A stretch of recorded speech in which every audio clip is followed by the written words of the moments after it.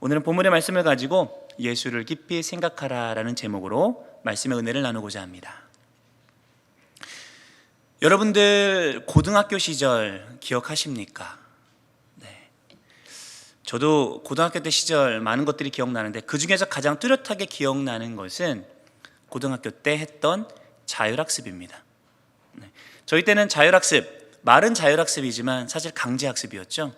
너 동의 구하고 그러는 게 어디 있습니까? 무조건 고등학생이 되면 밤 10시, 11시까지 학교에 잡아놓고 공부를 시켰어야 되죠. 고등학교 1학년, 2학년 때까지는 괜찮았는데 고등학교 3학년이 되니까 제가 머물렀던 그 수원 쪽에서는 주일마저도 학교에 나와서 공부를 하도록 강요를 하더라고요.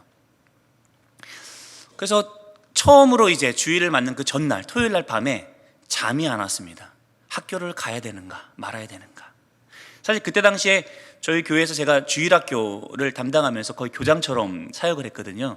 왜 교육 목자분들이 많이 부족했었어 갖고, 그래서 뭐 설교도 맡고 뭐 행사도 맡고 그러던 차에 더욱더 교회 사역에 대한 부담도 있고, 또 주일날 예배를 빠지고 학교를 간다는 게 이게 굉장히 큰 부담이더라고요. 밤에 잠이 안 오고 고민을 하다가 제가 그 다음날 학교를 갔을까요? 안 갔을까요? 갔을 거라고 말씀하시는 믿음이 약한 분이 계시네요. 네, 감사하게도 제가 담대하게 학교를 가지 않았습니다. 결국은 학교에 안 가고 예배와 사역에 참여해서 열심으로 교회를 섬기고, 학교에 월요일 날 딱 갔는데 굉장히 두렵고 떨리는 마음으로 갔거든요.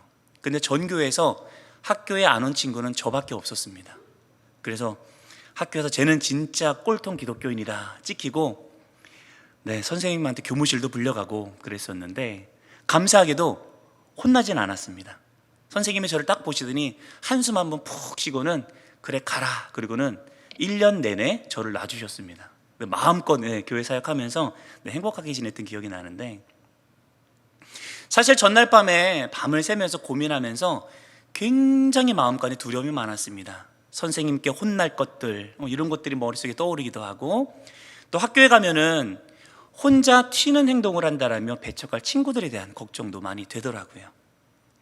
그런데 깊이 생각할수록 공부와 예배 중 무엇이 중요할까? 선생님께 혼나는 것과 하나님의 마음을 아프시게 하는 것 중에 무엇이 더 중요할까를 깊이 생각해 보니까 자연스럽게 결론이 딱 나오더라고요. 그래, 하나님이 우선이지. 근데 그러면서 제 마음 가운데 두려움은 여전했지만 그래도 내 인생 책임져 주실 분은 하나님밖에 없다라는 믿음을 가지고 결국은 학교를 안 가는 결정을 했습니다. 우리는 중요한 선택을 앞두고 우리의 눈앞에 보이는 현상보다 그 이면의 깊은 본질을 생각해야 합니다. 그렇지 않다라면 당장의 필요와 자극으로 인하여서 그 자극을 따라 행동하다가 평생 후회할 결정을 할지도 모르겠습니다. 지금 우리 히브리서의 수신자들도 상황의 어려움으로 인하여서 갈등하고 고민하고 있던 상태에 놓여져 있었습니다. 히브리서는 예수님을 믿게 된 유대인들을 대상으로 쓰여졌다라고 여겨지는데, 그들 중 어떤 이들이 다시 유대교로 돌아가고자 했던 것 같습니다. 그것은 아마도 기독교에 대한 모진 박해와 핍박으로 인함이었을 겁니다. 실제로 시대적인 정황이 그랬습니다. 기독교에 대한 핍박이 거세어지고 심지어 사도들도 순교를 당하는 일이 일어나던 때였기 때문입니다. 반면에 유대교는 로마 정부로부터 유대 민족의 종교로 인정을 받았고 제도적으로도 안정을 누리고 있던 때였습니다. 제사장들은 권세를 가지고 존경을 받고 있었고, 웅장하게 서 있는 성전 앞에는 언제나 제사를 드리고자 하는 유대인들의 행렬이 끊이지 않고 있었습니다. 아마도 로마 정부와 유대교의 박해로 인하여서 이런 상황 속에서 많은 그리스도인들이 육적, 심적으로 피폐해지고 은혜가 식어버린 채 결국 눈에 보이는 무엇에 끌리기 시작했던 것으로 보입니다. 눈에 보이지 않는 예수 그리스도를 붙들기보다 당장 안정적으로 보이는 유대교로 돌아가고 싶은 유혹이 그들의 마음 가운데 생기고 있었습니다. 이런 상황 속에서 히브리서의 저자는 이들의 마음을 돌릴 필요가 있었습니다. 그래서 유대교가 중요하게 생각하는 구약의 예식과 배경들을 그리고 인물들을 주로 사용하여 유대교가 아닌 예수 그리스도가 진리임을 논증하는 히브리서를 쓰게 된 것이죠. 이를 통하여서 믿음이 흔들리는 이들을 설득하여 계속해서 이 믿음 안에 거할 수 있도록 권면하고자 히브리서 저자가 애쓰는 모습을 우리는 곳곳에서 볼 수 있습니다. 이런 맥락에서 그래서 히브리서의 전반부에서는 천사나 모세, 레위 제사장, 동물 희생 제사와 같이 유대인들에게, 특히 유대교인들에게 친숙한 것들을 차례로 나열하면서 예수님과 직접적으로 비교하며 예수님이 우월하시다는 사실들을 변증하는데 많은 지면을 할애하고 있는 것입니다. 오늘 함께 읽은 히브리서 3장의 내용은 모세보다도 우월하신 예수 그리스도에 대해서 설명하고 있습니다. 유대인들에게 있어서 모세는 그들이 경외시하는 가장 위대한 인물 가운데 한 사람이었습니다. 모세는 출애굽의 주역이었고 하나님과 대면하여 대화를 나누던 선지자였으며 율법을 유대인들에게 전달했던 이였습니다. 그런데 히브리서 저자는 그토록 위대한 모세보다도 훨씬 더 위대하신 예수 그리스도를 변증함으로써 유대교로 마음을 돌이키고자 하는 그리스도인들의 마음을 다시금 설득하고 있는 것이죠. 1절은 이렇게 시작합니다. 그러므로 함께 하늘의 부르심을 받은 거룩한 형제들아, 우리가 믿는 도리의 사도이시며 대제사장이신 예수를 깊이 생각하라. 여기서 믿는 도리에라는 표현은 원어로 테스 호몰로기아스라는 단어인데 이를 정확하게 번역하면 고백하는, 고백의라는 뜻입니다. 이 단어의 원형 호몰로기아는 고백, 공연, 시연이라는 뜻, 시인이라는 뜻을 가지고 있는데 이 단어는 법적 성격을 지닌 계약이나 동의를 의미하기도 합니다. 그러니까 믿는 도리에라는 말은 그리스도인들이 이미 공적으로 고백한 신앙, 그러니까 처음 믿고 침례를 받을 때의 신앙 고백이나 혹은 공적 예배 시 예수를 그리스도로 선언하는 것과 같은 신앙의 고백을 의미하고 있습니다. 따라서 믿는 도리에라는 말은 우리가 믿음을 고백하는 이라는 단어로 바꿔 고쳐 사용해도 무방합니다. 풀어보면 우리가 믿음을 고백하는 예수 그리스도, 그런데 그분이 사도시며 대제사장이신데 그분에 대해서 깊이 생각해 보라는 뜻이 됩니다.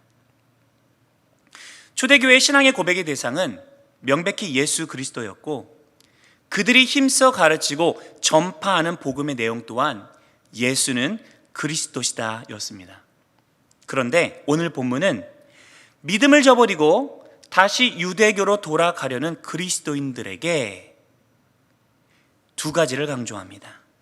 예수가 바로 사도시고 대제사장이라는 사실입니다. 사도라고 하는 말은 보내심을 받은 자라는 뜻입니다. 예수님을 사도라고 호칭하는 것은 신약 성경을 통틀어서 히브리서가 유일합니다. 아마도 모세를 염두에 두고 이 표현을 썼지 않나 싶습니다. 모세는 바로에게 보냄을 받은 하나님의 사도로 여겨졌기에 이 모세와 예수님을 비교하기 위해서 바로 이 호칭을 사용했던 것이죠. 유대교는 하나님께 보냄을 받고 그분의 말씀을 대언하고 그분의 율법을 전해 주었던 모세를 하나님의 사도와 같은 자로 권위를 부여하였지만 예수 그리스도가 참된 의미에서 하나님의 보냄을 받은 완전한 사도시라는 것을 지금 강조하고 있는 것입니다. 사도는 그를 파견한 자의 권위를 대표하죠. 그가 전하는 말이 그를 파견한 자의 말이죠. 그러니 예수 그리스도의 말씀에 귀를 기울이는 것이 하나님의 말씀을 듣는 것입니다. 또한 예수가 대제사장이시다라고 표현합니다. 대제사장은 속죄의 제사를 담당하며 하나님과 하나님의 백성 사이에 중개자 역할을 하죠. 유대인들에게 있어서 이 호칭은 초대 대제사장이었던 모세형 아론을 연상케 했을 겁니다. 즉 예수님이 모세와 아론의 직무를 함께 담당하시는 위대하신 분이라는 사실들을 오늘 본문은 강조하고 있는 겁니다.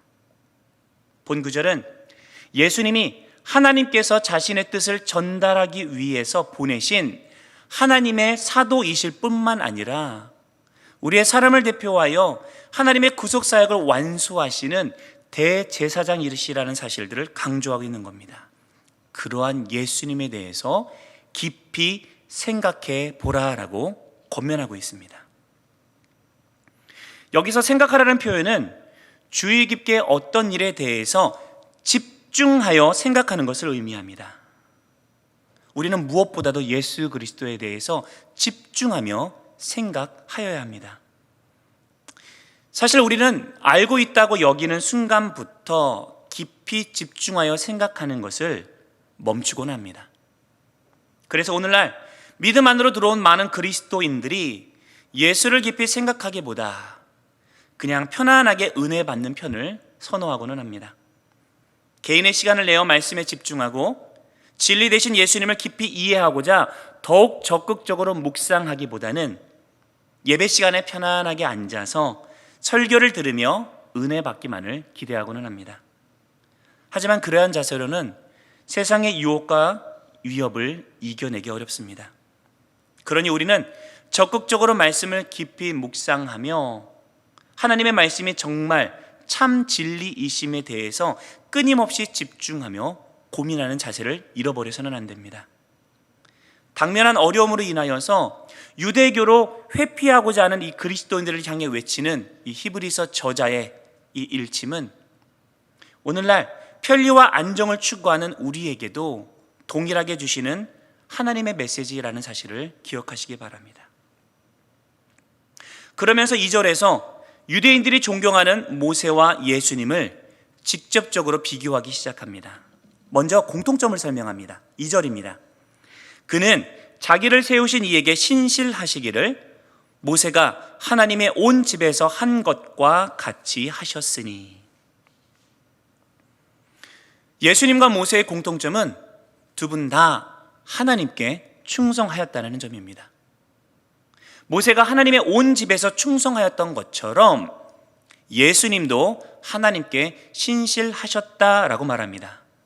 여기서 하나님의 온 집이라는 표현은 하나님의 백성 이스라엘 공동체를 은유적으로 표현하는 말입니다. 더 나아가서 오늘날의 교회를 의미하죠. 유대인들이 모세를 존경했던 이유는 그가 하나님의 사명을 받아 자신들을 구원했을 뿐만 아니라 끝까지 그들의 지도자로서의 사명을 완수하였기 때문입니다. 그런데 예수님께서도 그러하셨나라고 강조하고 있습니다. 모세가 하나님께서 맡기신 이스라엘 공동체를 출애굽시켜 약속의 땅 가나안으로 인도하여 드리는 사명에 충성하였던 것처럼 예수님은 주의 모든 백성을 죄악의 결박에서 풀어내시고 하나님의 영원한 나라에 들이시는 일을 신실하게 완수하셨습니다. 그런데 모세가 충성한 것처럼 예수님도 하나님께 신실하셨노라는 설명에서 끝나서는 안 됩니다. 왜냐하면 유대교로 다시 돌아가고자 하는 이들에게 돌아가서는 안 된다라고 하는 이유를 설명하고 그들을 권면해야 하는 상황이기 때문입니다.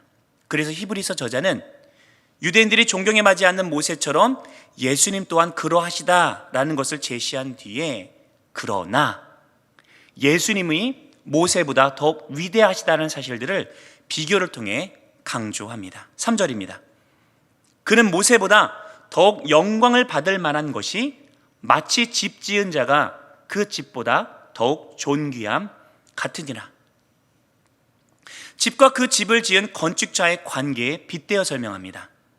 앞선 구절에서 나온 것처럼 모세는 하나님의 온 집을 섬겼던 자이지만 예수님은 그 집을 지으신 분이라는 것입니다. 그러니 집 지은 자가 집보다 더욱 위대한 것처럼 예수님이 모세보다 더욱 영광을 받으심이 마땅하다라고 설명하고 있습니다. 본 구절은 유대인들이 절대적인 존재로 인식하고 있는 이 모세를 예수님과 직접 저울추에 달아 놓은 것처럼 비교하며 예수님의 더욱더 우월한 영광을 강조하고 있는 것이죠. 또한 5절과 6절에서는 모세와 예수님의 신분 차이를 들어서 예수님의 우월성을 또한 설명합니다. 5절과 6절입니다. 또한 모세는 장래에 말할 것을 증언하기 위하여 하나님의 온 집에서 종으로서 신실하였고, 그리스도는 하나님의 집을 맡은 아들로서 그와 같이 하셨으니 우리가 소망의 확신과 자랑을 끝까지 굳게 잡고 있으면 우리는 그의 집이라. 모세는 집을 맡은 종으로서 충성하였지만 그리스도는 집을 맡은 아들로서 충성하였다는 뜻입니다. 다시 말해서 모세는 비록 이스라엘의 역사상 가장 위대한 인물로 손꼽히는 자이지만 하나님의 집에서 종으로서 충성한 것에 불과할 뿐이고, 예수님은 하나님의 아들로서 그 집을 지으셨을 뿐만 아니라 그 집을 다스리시는 분이라는 겁니다. 그러니 유대인들이 믿는 모세의 위대함보다 그들이 그리스도라 고백하고 따르고 있는 이 예수 그리스도가 훨씬 더 위대하시다는 사실들을 강조하며 이 예수님에 대해서 깊이 생각하고 마음을 돌이키라라고 권면하고 있습니다. 더불어 소망의 확신과 자랑을 끝까지 굳게 잡고 있으면 우리가 곧 하나님의 집이 된다라고 설명합니다. 여기서의 소망은 장차 그리스도 안에서 우리가 얻게 될 영광과 존귀를 의미합니다.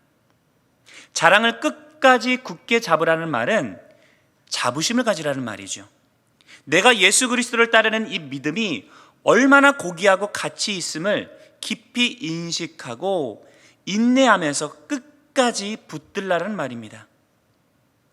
당장은 박해로 인하여서 고통스럽고 쉬운 길에 대한 유혹이 있다 할지라도 예수를 깊이 생각하며 소망의 확신과 자랑을 굳게 붙들 때에 우리는 온전한 하나님의 집이 된다라고 강조하고 있는 것입니다. 그렇습니다. 우리는 무엇인가를 결정하기 전에 그 문제에 대해서 깊이 생각해 보는 시간을 가져야 합니다.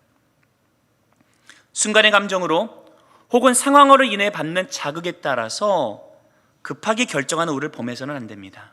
특히나 이 결정이 우리의 영혼을 좌지우지하는 결정이라면 더욱 그렇습니다. 동물과 우리 인간의 차이는 무엇인가요? 동물은 당장의 자극에 충실합니다. 배고프면 먹어야 하고, 졸리면 자야 하고, 화가 나면 으르렁 울부짖어야 됩니다.